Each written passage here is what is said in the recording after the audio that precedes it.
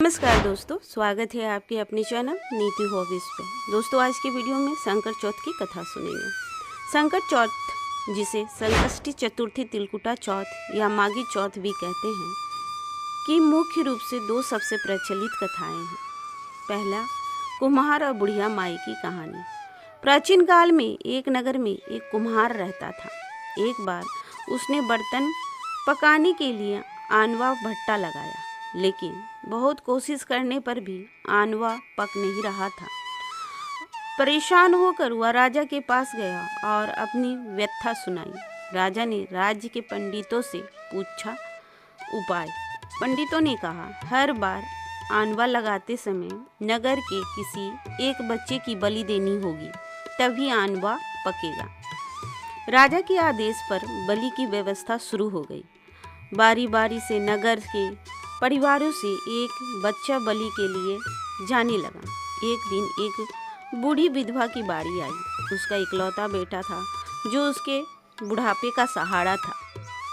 बुढ़िया बहुत दुखी थी क्योंकि उस दिन संकट चौथ, संकष्टी चतुर्थी थी। उसने अपने बेटे को संकट माता की सुपारी और धूप का घास बीड़ा देकर कहा, बेटा घबराना मत, भगवान गणेश और संकट माता तेरी रक्षा करेंगे।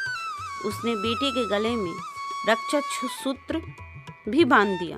बच्चे को आनवे में बैठा दिया गया और आग लगा दी गई। बुढ़िया माई सारी रात संकट माता के आगे बैठकर प्रार्थना करती रही और मिट्टी के कुल्हड़ में भगवान की पूजा करती रही। संकट माता की कृपा से उस रात आनवा तो पक गया, लेकिन आँच ठंडी रही और बुढ़िया का बेटा जीवित बच गया। सुबह जब कुम्हार ने आनवा देखा तो वह हैरान रह गया। न केवल बुढ़िया का बेटा सुरक्षित था, बल्कि जिन बच्चों की पहले बलि दी गई थी वे भी जीवित होकर खेल रहे थे। यह चमत्कार देख पूरे नगर ने संकट माता की महिमा मानी।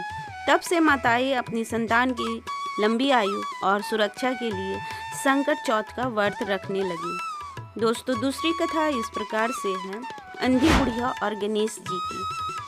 एक समय की बात है, एक अंधी और गरीब बुढ़िया थी जो भगवान गणेश की परम भक्त थी।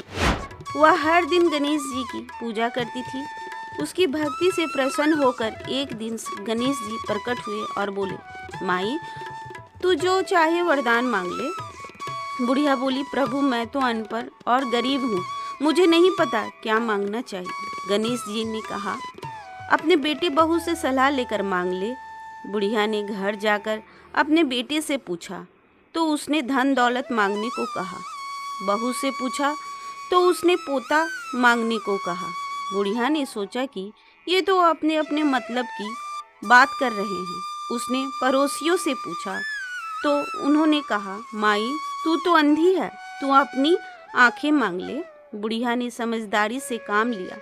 अगले दिन गणेश जी के सामने जाकर बोली, हे गणेश जी, यदि आप मुझ पर प्रसन्न हैं तो मुझे 9 करोड़ की माया दे, निरोगी काया दे, अमर सुहाग दे, आँखों में रोशनी दे और मुझे नाती पोतों को सोने के कटोरे में दूध भात खाते हुए देखने का सुख दे। गणेश जी मुस्कुराए और बोले, माई तूने तो मुझे ठग लिया। तूने एक ही वरदान में सब कुछ मांग लिया, फिर भी मेरी बात टलेगी नहीं, तुझे सब कुछ प्राप्त होगा। यह कहकर गणेश जी अंतर ध्यान हो गए और बुढ़िया माई को सब कुछ मिल गया। जैसे गणेश जी ने बुढ़िया माई पर कृपा की, वैसे ही वे व्रत करने वाली सभी माताओं और उनके परिवार पे कृपा करें। दोस्तों, कथा पूरी होने के बाद हाथ में लिए हुए तिल और चावल को गणेश जी के चरणों में अर्पित करें और बोले, गणेश जी महाराज की जय, संकट माता की जय। संकट चौथ के दिन तिल और गुड़ का प्रसाद जरूर बनाएं और चंद्रमा को अर्घ्य देते समय भी इसी का भोग लगाएं। दोस्तों, वीडियो को लाइक शेयर सब्सक्राइब करें। चैनल पर नए हैं तो सब्सक्राइब जरूर करें।